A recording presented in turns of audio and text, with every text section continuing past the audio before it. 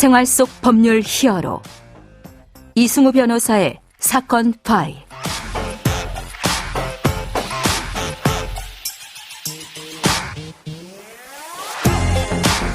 안녕하세요. 이승우입니다. 각종 사건 사고에서 여러분을 구해드리겠습니다. 오늘 열어볼 사건 파일은 위법 수집 증거 관련 사건입니다.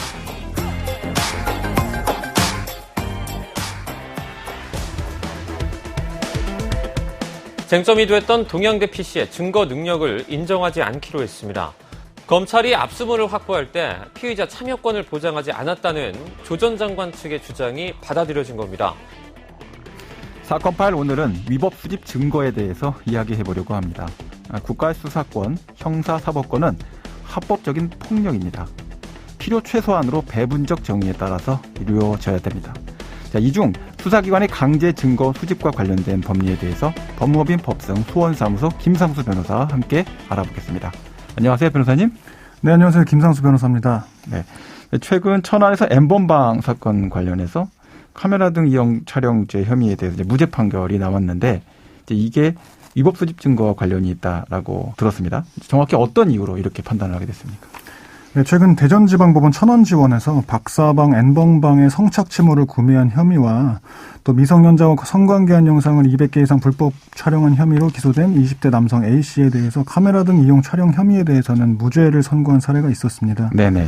무죄로 판단한 이유는 그 혐의에 대한 증거가 위법하게 수집되어서 증거 능력을 인정받지 못하였기 때문이었습니다. 예. 수사 초기에 미성년자 성착취물 구매 소지와 관련해서 압수수색 영장이 발부되었었는데요. 집행 과정에서 A씨의 클라우드에서 A씨가 직접 촬영한 불법 촬영물이 발견되었던 것이었습니다. 네.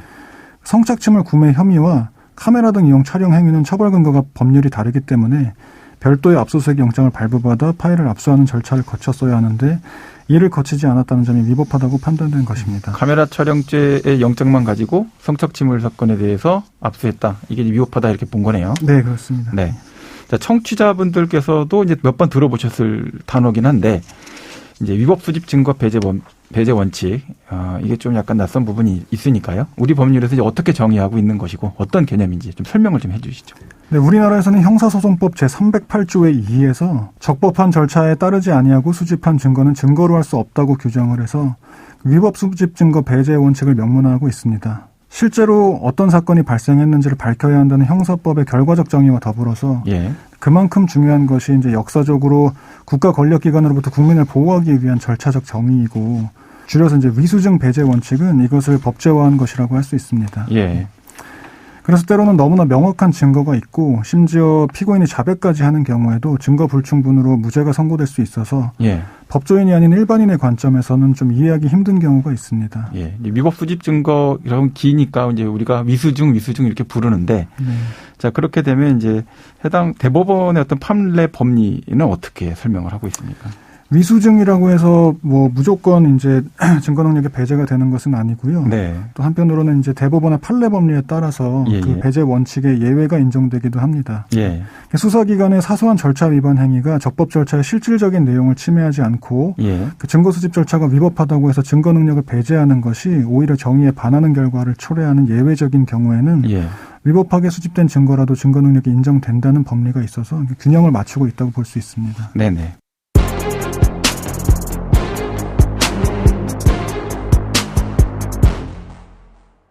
오늘 변호사님께서 소개해 주실 사건은 이제 어떤 내용입니까? 네, 유사한 사례를 하나 소개를 해드리자면 30대 A씨가 SNS상에서 한 여성에게 금전적인 약속을 하고 나체 사진과 영상을 직접 촬영하여서 보내달라고 말하면서 영상문을 전송받고 또 이후에 그 전송받은 영상을 유포하겠다고 협박하면서 성관계를 강요해서 이를 거부한 피해자가 A씨를 고소하여 수사가 진행되었습니다. 네네.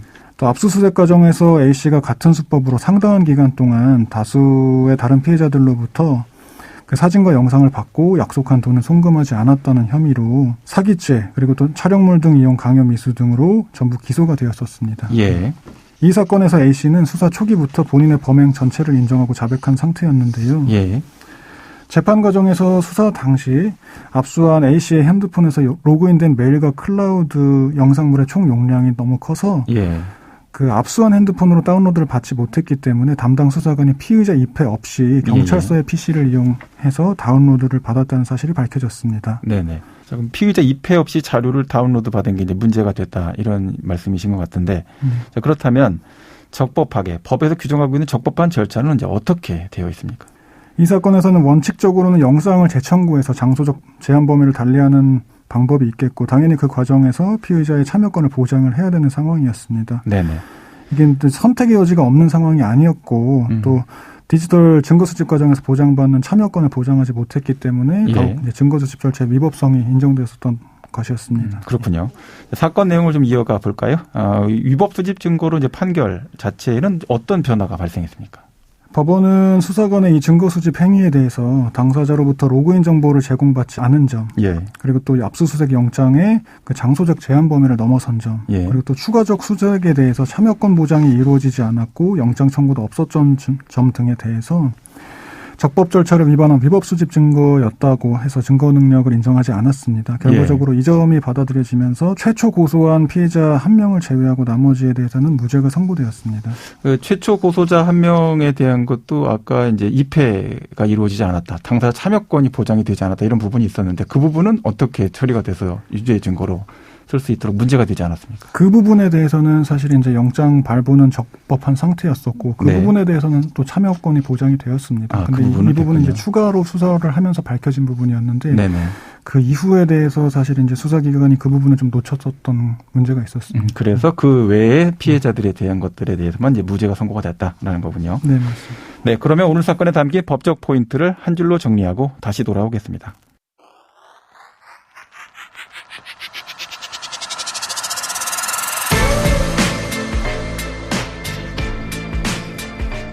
이럴 땐 법대로.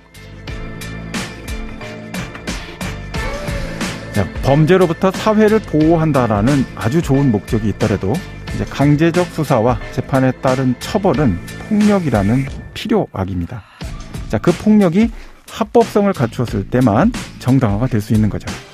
자, 마치 산업에 꼭 필요한 위험한 화학 물질을 우리가 반드시 써야 되지만 정해진 파이프라인, 또 안전한 운송 규정, 사용 방법 이런 것들을 따르지 않으면 그 위험 물질이 임의로 유출될 수 있고요. 이제 그로 인해서 예상하지 못한 심각한 개인의 생명과 신체에 대한 피해가 발생할 수 있는 것처럼 수사기관의 강제적 수집, 또 증거 수집, 수사 이런 국가 공권력의 강제적 행사 또한 관련 법령에서 정한 매뉴얼에 따라서 안전하게 규정대로 흘러가야만 하는 그런 것이다라고 이해하시면 될 것 같습니다. 자, 오늘 위법 수집 증거와 관련된 사건들을 이제 다뤄봤는데요. 관련해서 이제 법적 조언을 좀 해주시죠.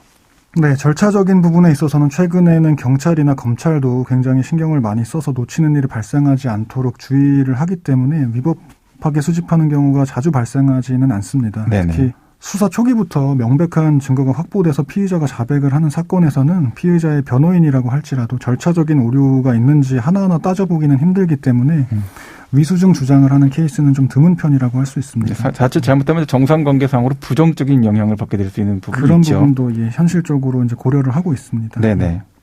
또 사실 이제 위법 수집 증거 배제의 원칙은 권력기관으로부터 선량한 국민을 보호하기 위한 형사법의 대원칙이고 예.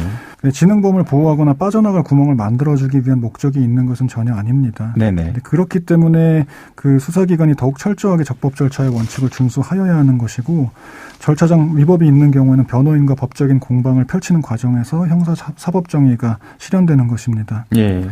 이와 관련해서 법적인 조언을 해드리자면 최근에는 촬영물 등에 국한하지 않고 대부분의 사건에서 디지털 증거들이 수집되는 경우가 많습니다. 예. 그 과정에서 개인의 사생활이 침해될 수 있는 위험이 발생하고 그 사건에 대해서도 방어권을 보장받기가 힘들기 때문에 압수수색을 당하였거나 수사가 개시되었을 때 형사 전문 변호사의 조력을 받아서 본인의 헌법상 권리를 보호받으실 것을 추천드립니다. 네. 지금까지 김상수 변호사와 함께했습니다. 오늘 말씀 고맙습니다. 감사합니다.